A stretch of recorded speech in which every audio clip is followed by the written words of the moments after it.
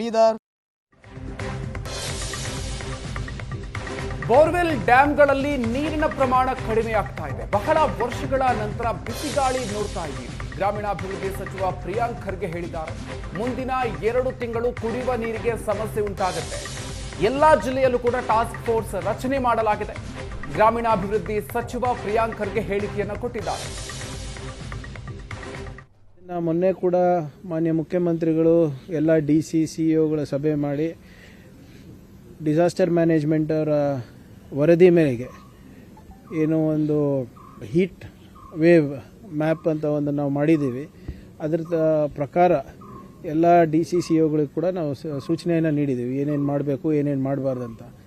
ಆರೋಗ್ಯ ಇಲಾಖೆಯಿಂದ ಕೂಡ ಈಗಾಗಲೇ ಒಂದು ಸಮರ್ಪಕವಾದಂಥ ಸ್ಟ್ಯಾಂಡರ್ಡ್ ಆಪರೇಟಿಂಗ್ ಪ್ರೊಸೀಜರ್ಸನ್ನು ರಿಲೀಸ್ ಮಾಡಿದ್ದಾರೆ. ನಾವು ಕೂಡ ಪಂಚಾಯತ್ ರಾಜಿಂದ ಈ ಬಿಸಿಲಿಗೆ ನಾವು ಒಂದು ಸ್ಟ್ಯಾಂಡರ್ಡ್ ಆಪರೇಟಿಂಗ್ ಪ್ರೊಸೀಜರ್ಸನ್ನು ನಾವು